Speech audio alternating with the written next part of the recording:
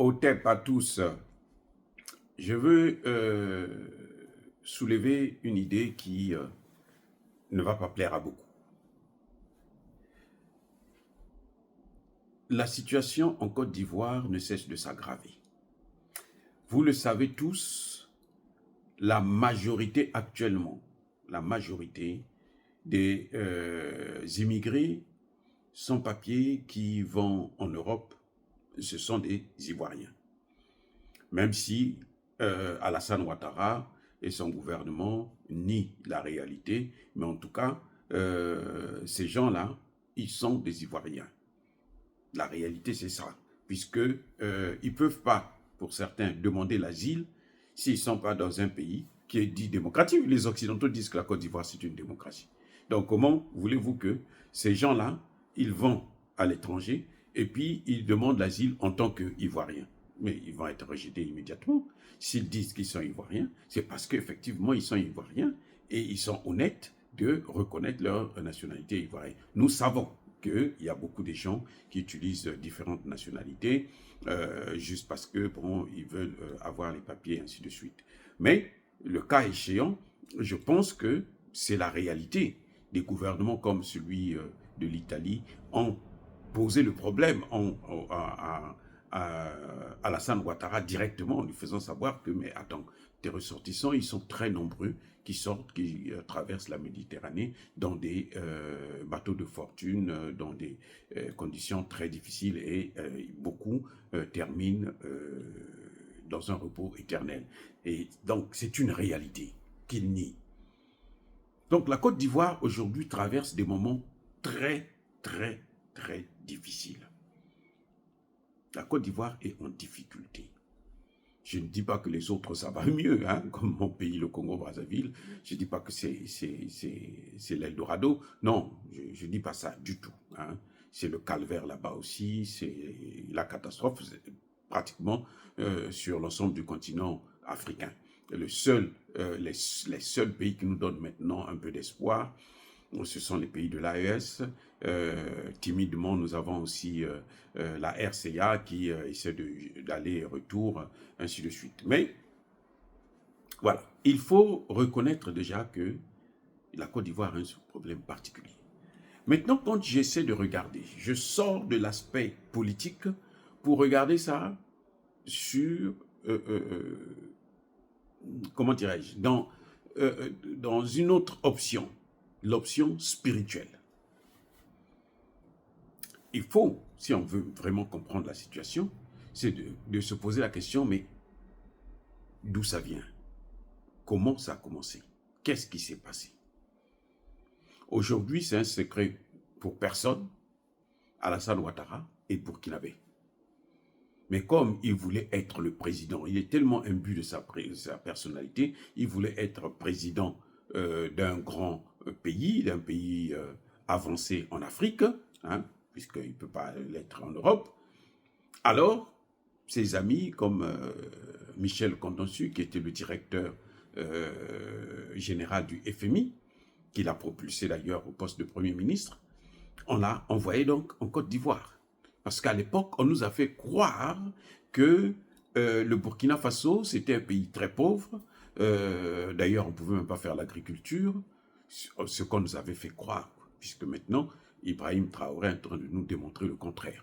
Le café pousse là-bas, la banane pousse là-bas, tout ce que les céréales poussent très très bien au Burkina Faso. Donc, Alassane Ouattara s'était trompé, parce que maintenant, et je crois qu'il regrette, parce qu'il se dit, mais comment se fait-il qu'il y a toutes ces matières premières, c'était un problème de gestion, donc je pouvais être aussi le président du Burkina Faso et être un grand président. Mais bon, il a choisi la Côte d'Ivoire, puisque à l'époque, la Côte d'Ivoire était l'Eldorado en Afrique de l'Ouest, notamment en Afrique francophone.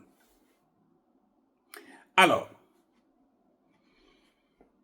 la Côte d'Ivoire a été gérée par ce qu'on appellerait un dictateur, le vieux Houphouët-Boigny, paix à son âme. Quelqu'un qui a passé son temps à coopérer avec la France, est parmi ceux qui ont fait en sorte que nous, on se trouve aujourd'hui en Afrique dans ces conditions. Houphouët-Boigny, Senghor, ce sont eux qui ont bousillé l'Afrique. Après eux, il y a eu Bongo qui est arrivé, qui s'est lancé aussi dans la même voie, où ils avaient une certaine influence au niveau de Paris pour prendre des décisions et autres. Maintenant, quand Alassane, plutôt Houphouët-Boigny meurt, il y a un problème de succession qui se pose. Alors, c'est là où le malheur de la Côte d'Ivoire commence. Parce que on a pu avancer. Hein, les Guèye sont passés, Bédié, ainsi de suite. Et puis après, c'est Gbagbo qui arrive au pouvoir. Quand Gbagbo arrive au pouvoir, une rébellion se déclenche. Cette rébellion était tenue par qui? Par des Ivoiriens. Ce n'étaient pas des étrangers. C'est vrai qu'ils ont utilisé des Maliens, des Burkinabés. Je vous ai déjà dit, il n'y a pas très longtemps, dans une de mes vidéos, que le Mali et le Burkina Faso sont en train de payer aussi, sur le plan spirituel, ce qu'ils avaient fait à l'époque, en Côte d'Ivoire et en Afrique. Parce qu'il ne faut pas oublier que le Burkina Faso, avec Blaise Compaoré, c'était la base arrière, c'était le quartier général de tous les grands terroristes en Afrique. Ils venaient là, ils étaient logés dans des grands hôtels de luxe et tout, à Ouagadougou, et puis nourris et logés aux frais de la princesse Blaise Compaoré, avec l'argent de l'État burkinabé. Alors qu'on pouvait utiliser cet argent pour développer le Burkina Faso, pour construire des hôpitaux où lui-même, Blaise Compaoré, devrait être traité au lieu de se retrouver dans une situation où il veut aller se faire traiter en France, là où c'était chez lui, et maintenant on lui refuse le visa. Bref, il faut constater un fait. C'est que la division des Ivoiriens est à l'origine de cette situation. Je parle là sur le plan spirituel. Parce que Dieu a donné à la Côte d'Ivoire un monsieur appelé Laurent Gbagbo, qui entame le grand changement. Ce que vous voyez avec Assimi Goïta, avec Traoré, avec Touadéra et autres, Tiani, c'est un peu la direction que Gbagbo prenait. C'est pas vraiment, mais en tout cas, il y a un peu de ça. Mais qui l'a arrêté? Mais ce sont des Ivoiriens. Parce que Guillaume Soro, c'est qui? Guillaume Soro, c'est un Ivoirien. Guillaume Soro, au lieu de soutenir Laurent Gbagbo, a préféré soutenir Alassane Ouattara, qui est étranger. Et Guillaume Soro le savait. S'il ne le savait pas, c'est qu'il est vraiment, vraiment nul.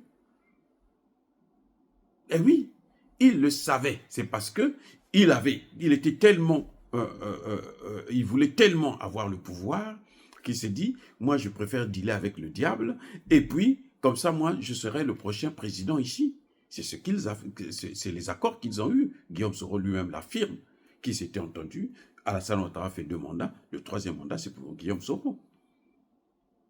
Donc, Guillaume Soro s'est mis, et beaucoup d'Ivoiriens ont suivi ce mouvement pour détruire celui que Dieu vous a amené, vous a mis dans les mains. Tenez, voilà, je vous amène quelqu'un qui va arranger les choses. Vous le sabotez. Vous le sabotez. Quand c'est comme ça, là, le bon Dieu, là, ce qu'il fait là, il faut qu'il vous fasse toucher du doigt vous-même ce que vous avez fait, les conséquences. C'est ce que vous êtes en train de voir là. C'est-à-dire qu'il rend carrément Alassane Ouattara fou. Parce que là, Alassane Ouattara, il a perdu la tête. Ce qui est en train de se passer, où on vient casser les maisons, dans la nuit même, carrément, ils sont en train de casser les maisons. Et la population se révolte, ils s'affrontent. Ça n'a aucun sens. On n'a jamais vu ça dans ce monde.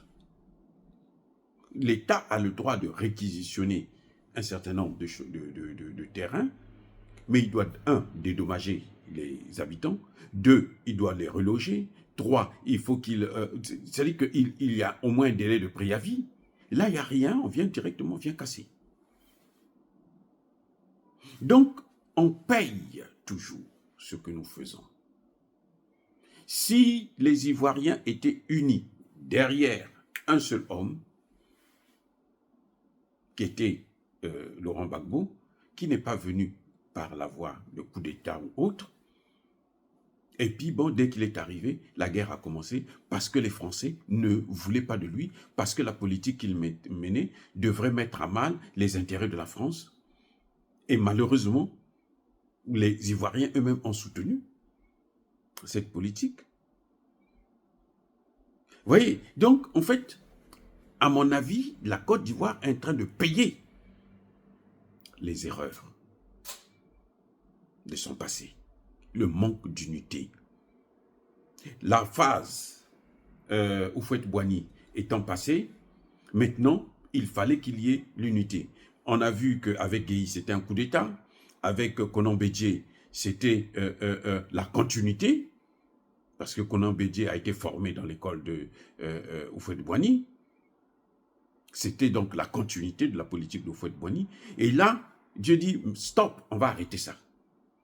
Quand il dit stop, on va arrêter ça, il amène donc Laurent Gbagbo.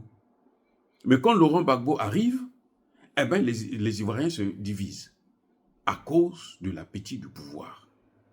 Nous avons vu ça dans d'autres pays, où un homme, quand il arrive au pouvoir, toute sa clique là, tous ceux de son entourage, veut aussi prendre le même pouvoir. Je voulais parler d'un homme, Pascal Lissouba, au Congo-Brazzaville, mon pays. Ça c'est arrivé, c'est la même chose.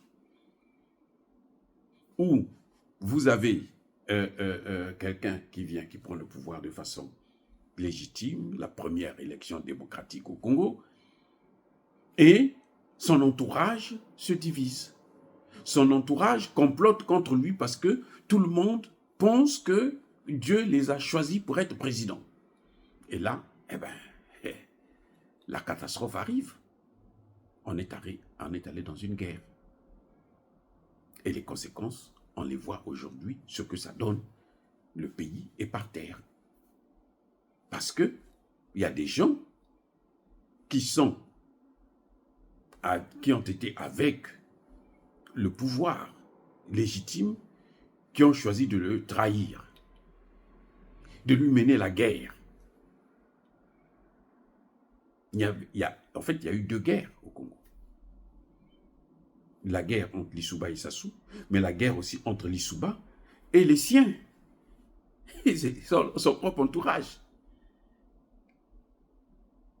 Et quand c'est comme ça, il faut s'attendre au pire. Donc, pour moi, la Côte d'Ivoire est en train de payer le prix du manque d'unité entre les Ivoiriens. Lorsque Laurent Gbagbo est arrivé au pouvoir. Actuellement, il ne serait plus là. Il aurait dû faire déjà ses 2 mandats, c'est terminé.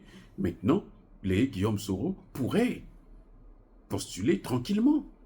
Mais ils ont préféré la voie rapide, ils ont préféré pactiser avec le diable. Eh bien, quand vous avez des accords avec le diable, si vous vous êtes entendu pour un doigt, il va vous prendre la main, après il va vous prendre l'épaule, il va vous prendre la tête et tout le corps. Et c'est ça qui est en train d'arriver. Et les mêmes, on les voit, aujourd'hui, ils sont même en exil. C'est pour qu'ils puissent bien voir. Et beaucoup parmi eux, ils sont déjà partis. Ils ne reviendront plus.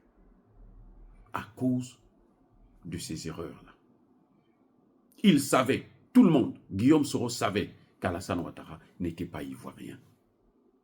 Qu'est-ce qu'un étranger va venir faire? Il va venir pour se servir. Attendez, vous croyez que les Ivoiriens sont tous bêtes? Pour que ce soit un étranger, forcément? Ben, il y a eu des Ivoiriens qui disaient, nous sommes des démocrates. Voilà la démocratie, là-haut. Ça part. C'est ça la démocratie. Hein. Ce que vous voyez en Côte d'Ivoire, là, ça c'est la démocratie. On a parlé de la démocratie au Mali. 30 ans de démocratie. Élection, président élu, normalement, sans problème. Qu'est-ce que ça a donné au final? Le terrorisme. 30 ans de démocratie. pour avoir le terrorisme qui occupe 80% du territoire national. Voilà la démocratie que vous cherchez. On va accepter Alassane Ouattara au nom de la démocratie, parce que nous sommes des démocrates. Ah bon, ok. Voilà, maintenant vous avez la démocratie. Nous sommes le coderme, les occidentaux de l'Afrique. Ok, vous voulez la démocratie, vous voulez les imiter? Voilà la démocratie. Or, dire cela, c'est inciter à la haine ou à la violence. Non, Yaba, colère, veillement. Encore une fois de plus, bien-aimés frères et sœurs, soyez bénis, abondamment bénis par le Dieu de Kémit et par nos ancêtres angélisés. Mais que tous ceux qui persécutent le continent africain, le pillent et le déstabilisent, qu'ils soient noirs, blancs, chinois, arabes, juifs, indiens ou qui qu'ils soient punis, maudits, foudroyés, neutralisés, écrasés, effacés par le Dieu de Kémit et par nos ancêtres angélisés. Vive l'Afrique éternelle, j'ai dit et j'assume.